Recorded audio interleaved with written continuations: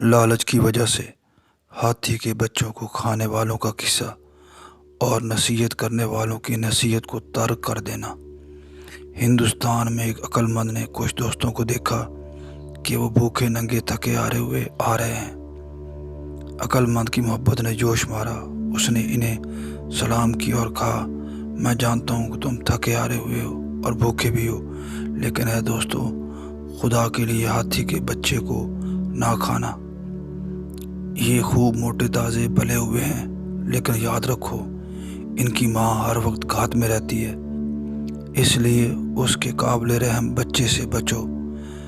اے بیٹے، اولیاء بھی اللہ کے بچے ہوتے ہیں، وہ ہر وقت ان سے باخبر ہوتا ہے، وہ غیر حاضری میں بھی کام میں لگے ہوتے ہیں۔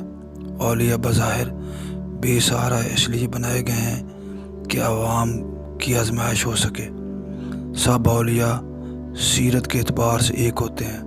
موسیٰ کی ایک لاٹھی فرعون کی سلطنت کو بغیر اللہ کی مدد سے کیسے زیر و زبر کر سکتی ہے، اور قوم لوط کی بستیاں صرف ایک بد دعا سے کیسے غرق ہو سکتی ہیں، تو ان کے نشان اب بھی شام میں جا کر دیکھ سکتا ہے۔ یہ تمام واقعات ایسے ہیں کہ سن کر پہاڑوں کے جگر خون ہو جائیں، لیکن انسان کیسی مخلوق ہے کہ ان کو عبرت کی نگاہ سے نہیں دیکھتے۔ ان کو اونٹ میں اون کے علاوہ کچھ نظر نہیں آتا۔ انسان اس دنیا کے نفع اور نقصان کا ذرا دیکھتا ہے اور دنیا کی خوشی پر ناچتا ہے۔ ایسا مناسب نہیں۔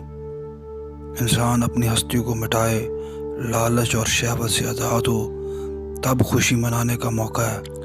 نیک لوگ جب اپنے برے اخلاق، حسد و کبر وغیرہ سے نجات پا جاتے ہیں اور نقائص سے پاک ہو جاتے ہیں، تو قدرت کی طرف سے ان کے لیے تالیاں بجانے اور رقص کے اسباب مہیا کر دی جاتے ہیں۔ سمندر کی لہریں دیکھو کیسے ناچتی ہیں، اور درخت کے پتے کیسے تالیاں بجاتے ہیں۔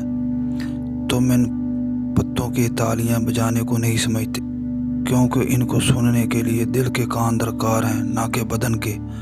حضور صلی اللہ علیہ وآلہ وسلم کے کانوں کے بارے میں آیا ہے، یعنی ان کے کان صرف نیکی سننے والے ہیں۔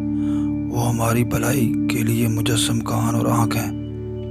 ان کی رحمت دودھ پلانے والی ہے اور ہم بچوں کی طرح ہیں۔ اس بات کی انتہا نہیں۔ آؤ ہاتھی والوں کو دیکھیں۔ ہاتھی ہر منہ کو سونگھتا ہے تاکہ کہیں اپنے بچے کے کباب کی خوشبو پا لے اور پھر بدلہ لے، تو اللہ کے بندوں کا گوشت کھاتا ہے، ان کی غیبت کرتا ہے تو سزا ضرور پائے گا۔ اللہ بھی اسی طرح تمہارے منہ سونگھے گا۔ قبر میں منکر نکیر اس خوشبو سے واقف ہیں، ان سے منہ نہیں چھپایا جا سکے گا۔ وہاں کوئی ہیلا کارگر نہیں ہوگا۔ ملک الموت کا گزر بظاہر نظر نہیں آتا، بیمار بعض اوقات دیکھتا ہے اور گھر والوں سے کہتا ہے کہ دیکھو مجھے کون مار رہا ہے۔ وہ کہتا ہے کہ یہ وہمی بات نہیں ہے، بلکہ جان نکالنے کے لیے مجھے مارا جا رہا ہے۔ ہمیں یہ باتیں وہم نظر آتی ہیں، لیکن بیمار جو کچھ دیکھتا ہے ہم نہیں دیکھ سکتے۔ اس کے دیکھنے کی وجہ یہ ہوتی ہے کہ اس کی نظر حرص دنیا سے خالی ہو چکی ہوتی ہے۔ اگر پہلے ہی حرص کو ختم کر لیا جاتا اور عذاب کی کیفیت نظر آ جاتی تو نیک اعمال کر سکتا تھا۔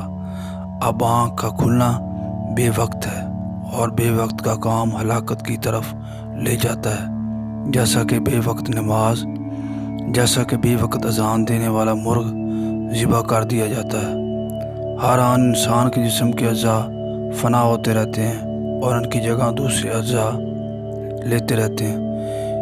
اس لیے تو ہمیشہ اپنے ایمان کی نگرانی کرتا رہ، ہر وقت ہر جگہ پر غور ضرور رکھتا رہ، تاکہ تجھے سجدہ کر اور قریب ہو جا کا مقصد حاصل ہو جائے۔ دنیا کے کاموں میں کوشش کرو، لیکن آخرت کے کاموں میں انہماک رکھو۔ اگر آخرت کے کام نہیں کرو گے تو دنیا سے ناکام ہو جاؤ گے۔ قبروں کی آبادی کتبے لگانے سے نہیں ہوتی، بلکہ اپنی قبر دل کی صفائی سے بنا۔ اپنی خودی کو اللہ کی خودی میں فنا کر دے۔ ایک بدکار اچھا لباس بھی پہن لے تو اسے سکون قلب تو حاصل نہیں ہوگا۔ نیک عمل انسان گدڑی میں بھی ہو تو اس کا دل باغ باغ ہوتا ہے۔ نصیحت کرنے والوں نے مسافروں سے کہا کہ بھوک کے وقت گھاس کھا لینا لیکن ہاتھی کے بچے کا شکار نہ کرنا۔ میں نے نصیحت کا حق ادا کر دیا، اب خدا حافظ۔ مسافروں میں سے ایک نے نصیحت کو مان لیا اور گوشت نہ کھایا، لیکن باقی ایسا نہ کر سکے۔ اسے فقیر کی بات یاد تھی۔ وہ جاگتا رہا اور باقی سب کبابوں سے پیٹ بھر کر سو گئے۔ اس نے دیکھا کہ خوفناک ہاتھی آیا۔ اس نے اس کے منہ کو 3 بار سونگھا اور بو نہ پا کر چلا گیا۔ پھر اس نے ہر سوئے ہوئے کے منہ کو سونگھا۔ ہاتھی نے ان سب کو پھاڑ ڈالا، اس لیے کہ اے مخلوق کا خون پینے والے، توبہ کر لے۔ لوگوں کا مال کو ان کے خون سمجھ۔ کسی کے مال کو تباہ کرنا اس کی جان کو تباہ کرنے کے برابر ہے، مگر کرنے والے کو اس کے مکر کی بو رسوا کر دیتی ہے۔ وہ ذات جو ایک اچھی خوشبو یمن سے سونگھ لیتی ہے، وہ میرے اور تیرے باطن کی بو کو کیوں نہ محسوس کرے گی؟ وہ ہم سب کی بو پہچانتے ہیں، لیکن اپنے کرم سے ہم سے چھپاتے ہیں۔ ہر اچھی اور بری بو آسمانوں پر پہنچتی ہے۔ ہم سو رہے ہوتے ہیں، ہمارے منہ کی بو آسمانوں کا سفر کر لیتی ہے۔ ہماری تکبر کی بو، غصہ کی بو، حرص کی بو، پیاز کی بو کی طرح سانس کے ساتھ ہونے کی وجہ سے پہچان لی جاتی ہیں۔ اگر تو انکار کرے گا تو یہ بو تیرے خلاف گواہی دے گی۔ گناہوں کی بو کی وجہ سے ہماری دعائیں مردود ہو جاتی ہیں اور دل کا ٹیڑھا پن زبان سے ظاہر ہو جاتا ہے۔ اسی طرح اخلاص کے ساتھ بعض نامناسب لفظ بھی بارگاہ میں قبول ہو جاتے ہیں۔ اگر دعا میں اخلاص نہیں ہے تو بہتر الفاظ بھی مردود قرار دی جاتے ہیں۔ دوستوں کی غلطی بیگانوں کی اچھائی سے بہتر ہوتی ہے۔